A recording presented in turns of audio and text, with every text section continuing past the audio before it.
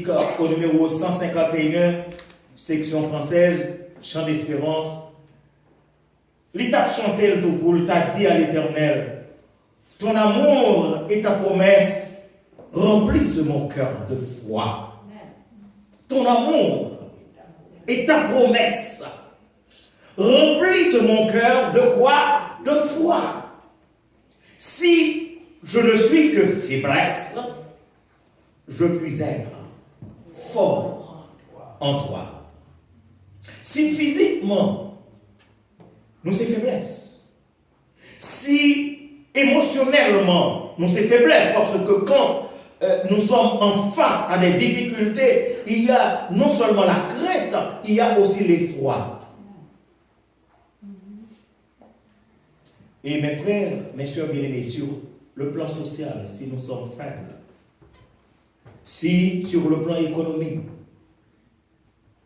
nous sommes faibles, si sur le plan militaire, et Josaphat a dit, je ne suis que faiblesse, mais il était capable de répéter dernière phrase là, je puis être fort en toi. C'était la parole de l'apôtre Paul. Et l'apôtre Paul, après avoir prononcé cette parole, il était en prison.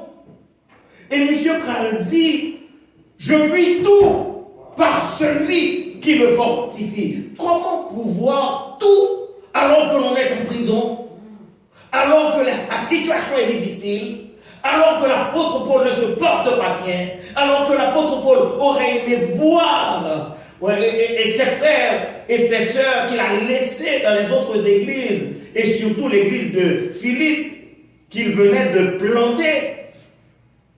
Et l'apôtre Paul, en prison, il a écrit noir sur blanc, je puis tout par celui qui me fortifie. Et nous avons aimé que nous-mêmes ensemble avec nous porter regardons, je dis à sur une partie des Saintes Écritures, Psaume 29, le verset 11. Et nous allons voir que dans cette partie de la parole de Dieu, il y a trois points forts que le psalmiste a mis en évidence. Il écrit, l'Éternel donne la force à son peuple. Et maintenant que nous souligner mot que le dit. Parce que Josaphat, il faisait face à trois armées ennemies, et c'était des armées vraiment fortes. Mais monsieur dit, le psalmiste dit, l'Éternel donne la force à son peuple. La deuxième partie, l'Éternel bénit son peuple, et la troisième partie, l'Éternel le rend heureux. En effet, c'est la conclusion d'un psaume écrit par David. Après l'injonction faite au Fils de Dieu de rendre gloire à l'Éternel, parce que la première partie de ce psaume, il dit Fils de Dieu, rendez gloire à l'Éternel. Et il peut répéter en 7 fois la voix de l'Éternel. La voix de l'Éternel retentit sur les eaux. Le Dieu de gloire fait gronder le tonnerre. L'Éternel est sur les grandes eaux. Deuxième fois, il dit, la voix de l'Éternel est puissante. Troisième fois, la voix de l'Éternel est majestueuse. Quatrième fois, la voix de l'Éternel brise les cèdres. L'Éternel brise les cèdres du Liban. Cinquième fois, la voix de l'Éternel fait jaillir des flammes de feu. Sixième fois, la voix de l'Éternel fait trembler le désert. L'Éternel fait trembler le désert de Kadès. Et puis, septième fois, il va dire que la voix de l'Éternel fait enfanter les riches. Et en conclusion, et c'est la conclusion qui est importante, mes frères, c'est la conclusion de ce psaume qui doit attirer votre attention et mon attention. David écrit, l'Éternel donne la force à son peuple. L'Éternel bénit son peuple. L'Éternel le rend heureux. En effet, et c'est là que me poser une question. Est-ce qu'on connaît aujourd'hui à qui nous est? Trop souvent, nous oublions qui nous est. L'Église, tellement confondue avec le monde, l'oublier si c'est le peuple de Dieu. En effet, vous qui lisez la Bible, la parole de Dieu, et il y a Israël qui c'est le peuple de Dieu, mais il y a aussi l'Église qui est le peuple de Dieu. Ou besoin qu'on ça, ou besoin qu'on ait que c'est le peuple de Dieu. Et c'est pourquoi je donne pour titre au message du jour, le peuple de Dieu. Le peuple de Dieu. Israël avec une espérance terrestre. Et l'Église avec une espérance céleste. Je vais répéter ça parce que dans pile monde qui beaucoup de gens connaissent, dans tellement nous ne connaissons, souvent nous disons que c'est Israël par la foi. Ou pas Israël, ou c'est l'Église. Donc répétez pour nous, ou pas Israël, ou c'est l'Église. Israël a gagné une espérance terrestre. Bon Dieu dit quand à terre ça y est, mais la différence, c'est que l'Église gagne une espérance céleste parce que Jésus-Christ dit, je vais vous préparer une place. Votre espérance n'est pas la même que celle d'Israël. En effet, mes frères et mes sœurs bien-aimés, et après que le psalmiste finit vanter la voix de l'Éternel, la voix de mon Dieu, la voix de votre Dieu, et lui veut faire nous connaître que l'Éternel donne la force à son peuple. La situation du peuple de Juda, Josaphat était roi de Juda, mais il était la crainte. Simplement, mais il y a une seule pensée. Nos yeux sont sur toi, parce que c'est bon Dieu qui a la force. C'est bon Dieu qui a bataille pour eux. C'est bon Dieu qui a sorti dans sa vie. Mais laissez-moi dire, qui ça fait force aujourd'hui? Est-ce qu'on connaît que bon Dieu a un plan dans la vie? Et c'est ça, bon, on dit non, bagaille. En pile monde, parfois, nous venons faibles. Nous venons faibles, nous plaignons. Nous venons faibles parce que nous pas contre côté de chita, nous pas contre côté de campé, nous pas contre si dans l'air, pas contre si la terre. Nous chrétiens qu'on est plantés sur mon Dieu. En dépit de toutes les circonstances, même ne pas comprendre. Je sais que l'Éternel donne la force à son peuple. L'Éternel donne la force à son peuple pour marcher. Bon, dit nous bagaille. Deux fois, moi ris en pile, moi ris chrétien qui a chanté, et puis après ça, il n'y a pas comme ça à chanter. Le où qu'on est que l'Éternel donne force pour marcher, c'est pour chanter avec courage, marchons avec joie dans le bon chemin. Dans les trois voies du bonheur sans fin. Même si vous ne pas comprendre, du bonheur sans fin. Vous ne pas comprendre, du bonheur sans fin. Et laissons en arrière. Prions notre Père de guider nos pas parce que nous côté la première. Le bonheur sans fin. On ne pas tant que l'autre monde. On ne pas plaindre même avec l'autre monde. Les gens ont plaint, on met pas avec bon côté. Parce que l'Éternel donne la force. Il donne la force pour marcher. Il donne non seulement la force pour marcher, mais l'Éternel donne la force à son peuple pour courir, pour aller de l'avant. Et laissez-moi vous dire que l'apôtre Paul, c'est un homme que j'aime. Moi-même, pour imaginer qu'un homme qui est en prison, il peut prononcer une parole qui est extraordinaire. Monsieur dit dans Philippiens chapitre 3, le verset 14, et il va utiliser le verbe courir. Comment courir dans une prison? Bon, on a dit ça pour nous. Nous connaissons qu'on couru dans la prison. En prison, son cachot. Alors que l'apôtre Paul, dans ce cachot, Dieu dit, je cours vers le but. Nous connaissons qui degré, qui niveau l'évangile avec mon Dieu. Qui niveau l'évangile parce que, ou plus plaigner. Ou plus demander mes amis qui s'en peut faire 2019. Ou plus demander qui s'en peut faire shutdown. Non, écoutez. Je cours vers le but. Je cours vers le but. L'Éternel donne la force, non seulement pour marcher, mais aussi pour courir. Donc, c'est ce qui est important. Et l'apôtre Paul, pendant que nous-mêmes avons regardé sous la terre, monsieur a regardé en haut. Bon, on a dit ça. Nous regardons trop sous la terre. Bon, nous regardons sous la terre. Combien de temps on a fait sous l'île? On entend nous. Papa allait. grand-mère allait, grand-papa m'allait, papa m'allait, maman m'allait, frère m'allait, sœur m'allait, on allait tout. Amen. Et l'apôtre Paul, malgré que tu es en prison, il connaît plus que faut m'aller, je cours. On est en prison, je cours vers le but pour remporter quoi? Le prix de la vocation céleste de Dieu en Jésus-Christ. L'Éternel donne la force pour garder plus haut, pour aller plus haut. Je dis, entendez, force qui sauve la faveur. L'Éternel donne la force à son peuple pour lutter en toutes circonstances. Pour lutter en toutes circonstances. Pas qu'il dit rien menacé pour faire tomber. Et c'est ça que fait à Josaphat, le roi Jacaziel devait dire, ne criez point, ne vous effrayez point. Ne criez point, ne vous effrayez point. Et en Ésaïe 41, le verset 10, de manière particulière et personnelle, là il est écrit, ne crains rien car je suis avec toi. Ne crains rien car je suis avec toi. Et si c'était étude biblique, on t'a fait l'analyse de rien. C'est pas ne crains pas. Ne crains rien. Donc vous pouvez énumérer toutes les difficultés qu'on est capable de faire face. L'Éternel va dire, écoutez, ne crains rien. Et la parole de manière personnelle parce que c'est au singulier. Comment on a que le Seigneur parle. Amen. Le message est pour toi de manière personnelle. Sûrement, on va traverser une difficulté. Sûrement, on a même barrière au camper devant.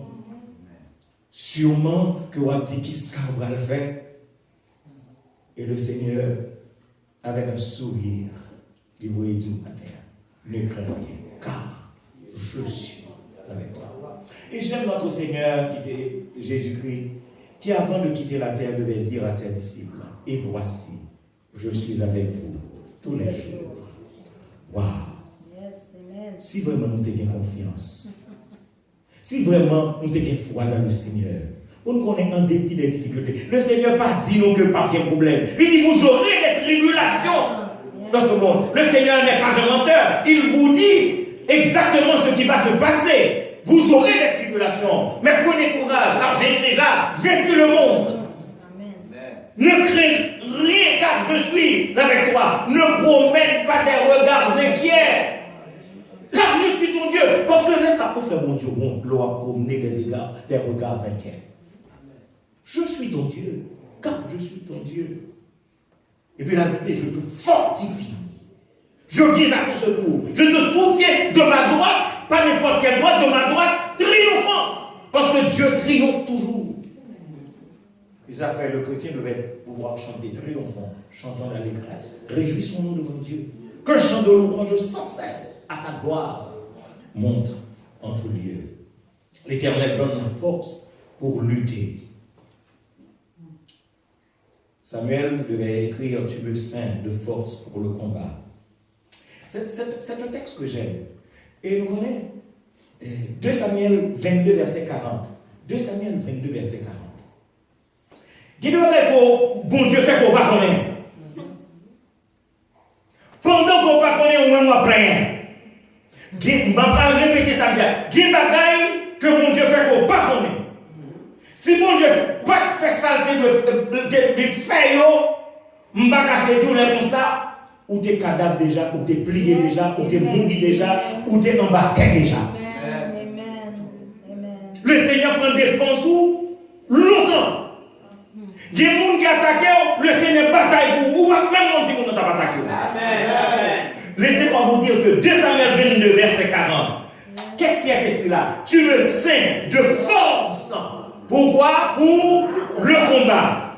Mais maintenant, c'est la deuxième partie qui m'intéresse.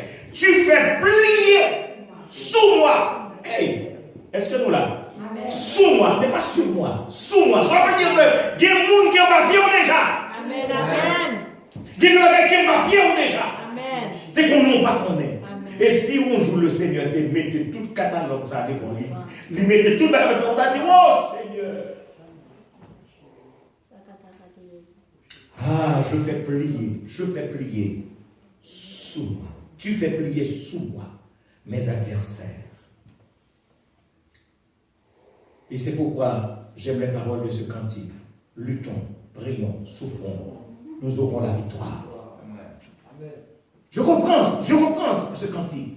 Luttons, prions, souffrons, et qu'est-ce que ça dit après? Nous aurons la victoire. Je me rappelle de ce cantique que nous avions chanté dimanche dernier. Sûr de la victoire, soldat du Seigneur, marche, chante de gloire, tu seras vainqueur.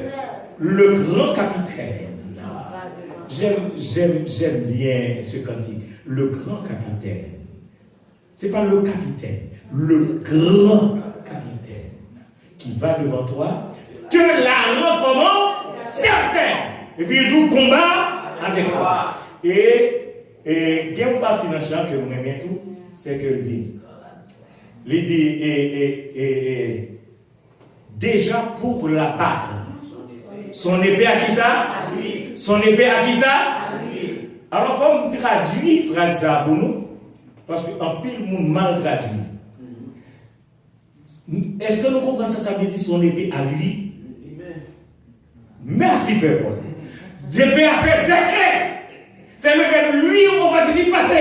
C'est pas lui. Est-ce que vous comprenez ça? C'est le verbe luire au participe passé. Son épée a fait c'est clair. Souvent nous chantons des chants, mais n'oubliez. N'oubliez que c'est français qui parle là, il va falloir que nous fassions l'analyse. Le Seigneur bataille pour les gens. Son épée à lui, mon frère. Son épée à lui, ma soeur. Donc, armée de force, armée de courage. Parce que c'est l'Éternel qui donne la force. L'homme connaît que c'est le Seigneur qui bataille. Pour moi, on croise les pieds. Vous avez compris? Imaginez-vous que l'adversaire, lui en face de vous, lui fait battre avec vous, lui comprend, lui va gagner, et puis, on dit, waouh! Parce que c'est l'Éternel qui prend la bataille.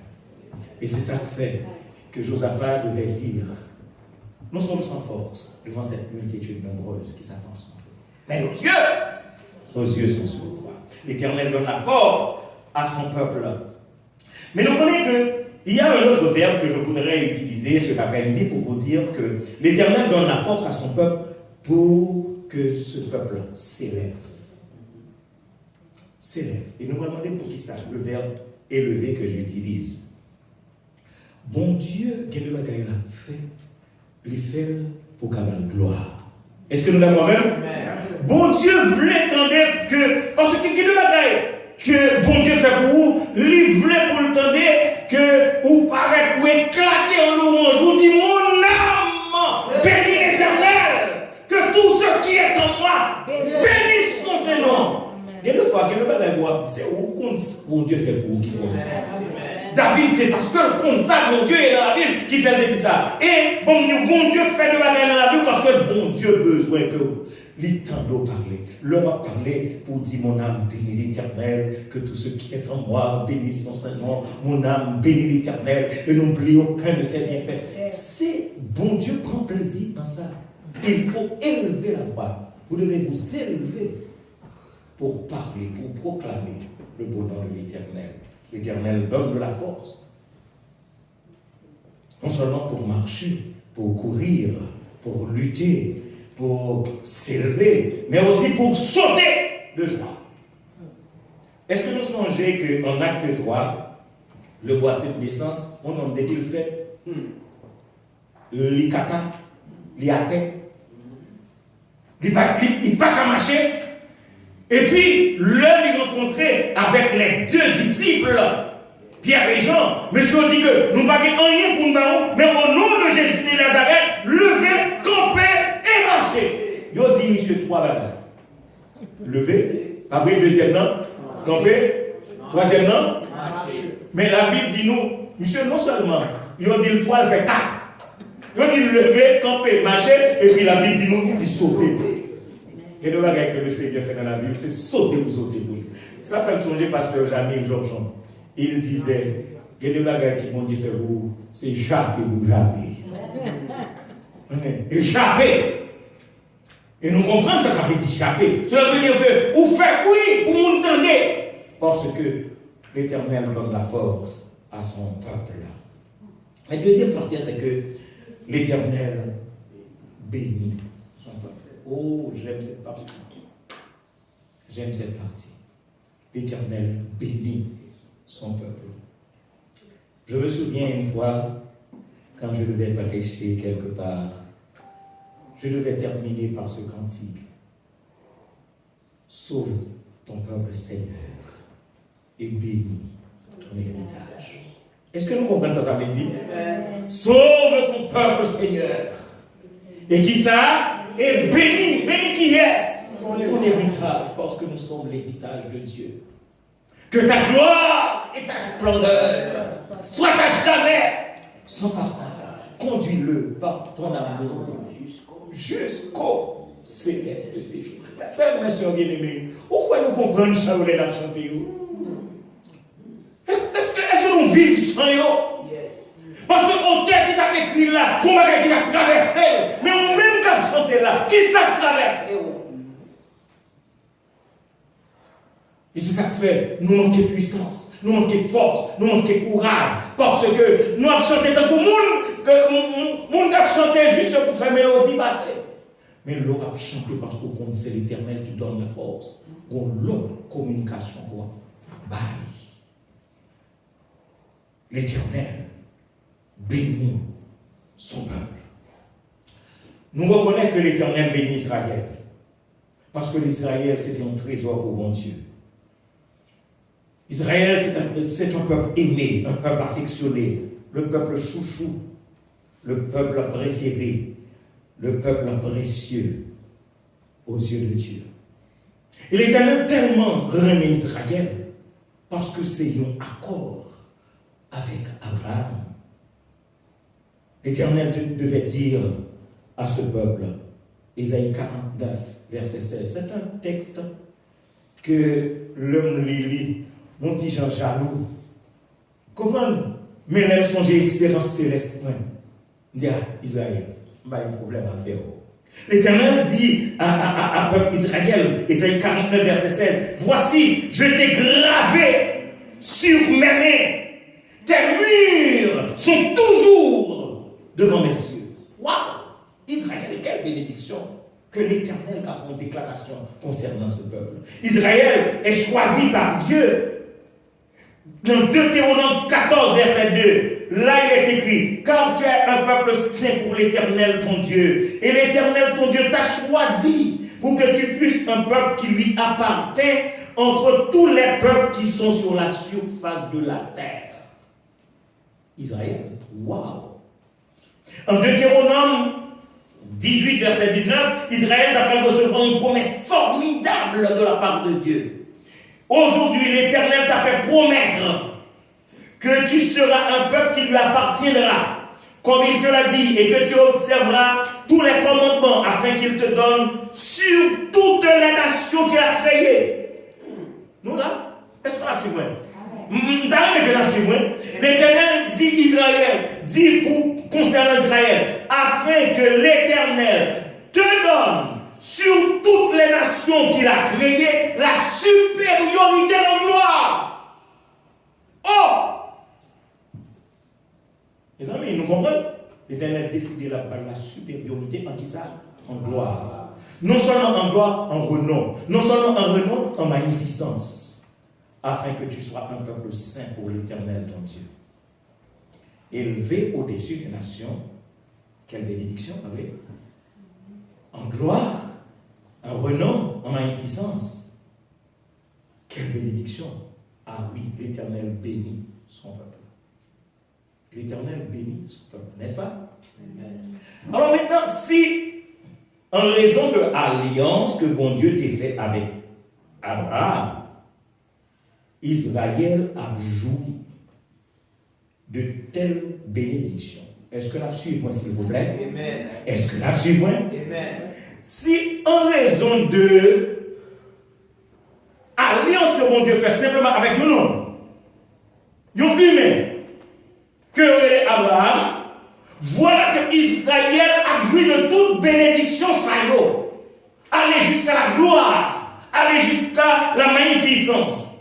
Bon, pour moi, avec qui dans l'église, que Jésus-Christ vini, que Jésus-Christ allait à la croix, que Jésus-Christ bat sang, que Jésus-Christ ressuscité, que Jésus-Christ a intercédé, qui ça, mon Dieu, va nous? Amen. Parce que entre Abraham et Jésus-Christ, il y a loin. Jésus-Christ est plus grand qu'Abraham. Parce que Jésus-Christ, il vivait de toute éternité avec Dieu. Dans l'intimité la plus parfaite. Et maintenant, si l'Église est l'épouse de Jésus-Christ, il faut qu'il soit l'Église. Il y a tout problème derrière. Oh, alors je parle de l'Église. Je ne parle pas des congrégations, s'il vous plaît. J'ai toujours dit ça, et pour nous faire différence, pour nous connaître, est-ce que c'est dans l'église nous y est.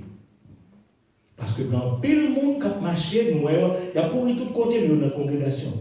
Et nous voyons qu'il problème congrégation bien.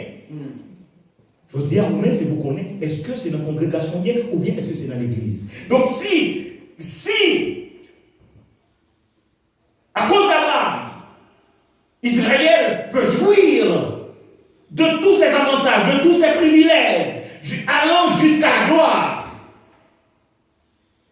Et l'Église aujourd'hui, et c'est l'apôtre Pierre qui le comprend si bien, il a écrit dans 2 Pierre, chapitre 9. 1 Pierre, chapitre 2, le verset 9. 1 Pierre, chapitre 2, le verset 9, il va dire l'Église qui sont liées. Il dit où c'est une race élue. Ça veut dire que vous n'êtes pas n'importe qui. On y a pas de malade, oh là, my God, si l'église te connaît qui ça te dit, vous n'êtes pas n'importe qui, vous êtes une race élue. Il y a la race d'Israël, il y a la race noire, il y a la race blanche, il y a la race jaune, mais vous, quant à vous, l'église de Jésus-Christ, vous êtes une race quoi? Élue. Cela veut dire que vous êtes concitoyens des saints. Vous êtes gens de la maison de Dieu. Vous êtes membres de la famille de Dieu. Vous n'êtes pas n'importe qui. Et c'est l'une des raisons pour lesquelles vous ne pouvez pas vous comporter de n'importe quelle façon. Amen, amen, amen. D'accord? Amen. Parce que si je suis d'une grande famille, de la famille de Dieu, mon comportement pour me gagner. Amen. Bon, songez que vous êtes des étrangers sur la terre. Un étranger. Nous qu'à comprendre ça que nous sommes un étranger. Ou pas qu'à demander un étranger qui sortit au Japon pour le gagner même habitude avec mon ici. Il est japonais. Regardez bien le peuple d'Israël. Même si vous êtes venu ici, il y a la même façon de nous habiller. C'est nous haïtiens qui conrivaient nous changer. Nous prenons affaire avec nous, nous prenons même avec eux, nous parlons nous marchons même avec eux, nous mettons pantalon même avec eux, nous comportons. Non! Ou pas besoin de un petit juif là. Mettre pantalon jusqu'en bas. Amen. Il est étranger ici. Donc si vous êtes de la famille de Dieu, vous êtes un étranger, vous ne pouvez pas vous conformer au siècle présent. Est-ce que nous là ensemble avec? Église de Jésus-Christ, est-ce que nous là ensemble avec? Vous ne pouvez pas vous comporter comme les autres. Ou pas vous-même. Vous êtes une race élue. Non seulement une race élue, mais vous êtes aussi un sacerdoce, qui ça? Un sacerdoce comment? Regardez bien dans Apocalypse 5, verset 10. Là, il est écrit. C'est l'apôtre Jean qui t'a écrit. Et puis il dit à Dieu, tu as fait d'eux un royaume. La parole de Jésus-Christ, tu as fait d'eux un royaume de sacrificateurs pour Dieu. Waouh, si l'église déconne qui ça le paye.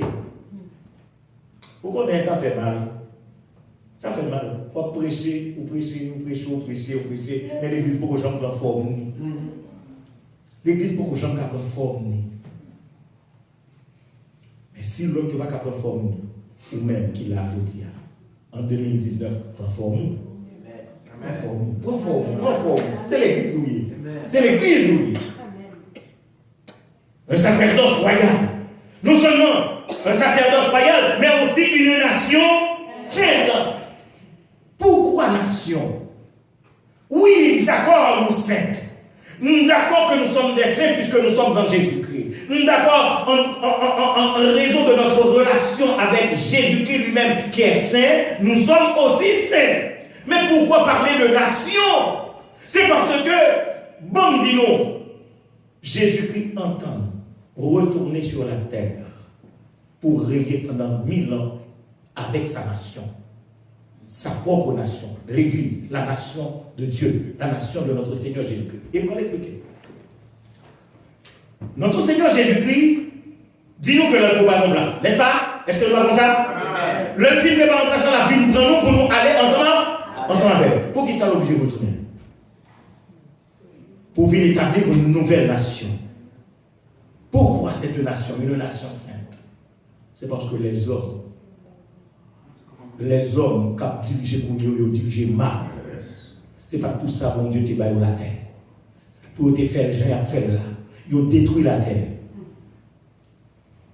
Ils ont dérespecté mon Dieu, ils ont géré la terre. C'est le désordre, c'est le chaos. Et même dans notre pays, Haïti, pour voir comment on l'a fait à tous côtés.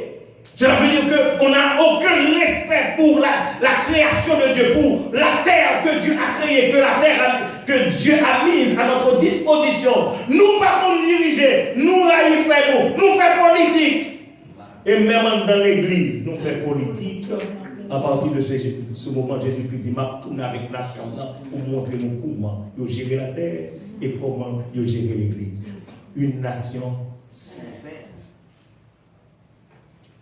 Il règnera 1000 ans sur cette terre avec son église. Non seulement une race élue, un sacerdoce royal, une nation sainte, mais aussi un peuple acquis, où coûtait mon Dieu cher. Un peuple acquis. Cela veut dire que vous avez été racheté par le sang précieux de Jésus-Christ. Où coûtait Jésus-Christ cher. Et maintenant l'église, écoutez. L'église, écoutez. Où coûtait Jésus trop cher pour battre Jésus-Christ coûte bas. Amen. Amen. Pour ça qui passe dans l'église, même si l'autre a pas coûte bas, ou même où va la donne. Amen. Et avec toute l'autorité que Jésus-Christ me donne, je le dis à votre entendement. Même si tout le monde a fait n'importe ce que vous voulez. Mais quant à vous, vous êtes une race élue, un sacerdoce royal, un peuple acquis, une race prophète. Vous êtes étrangers sur la terre, vous ne pouvez pas vous comporter contre les autres, comme les autres. Est-ce que nous d'accord avec? Est-ce que nous d'accord avec? Est-ce que nous d'accord avec? Quant à cette église, quant à cette église, je vous en prie, au nom de Jésus-Christ, pendant cette année 2019, je veux voir la face de Jésus-Christ briller sur votre face. Amen. Parce que c'est le cantique que nous chantons, Jésus, ta sainte présence.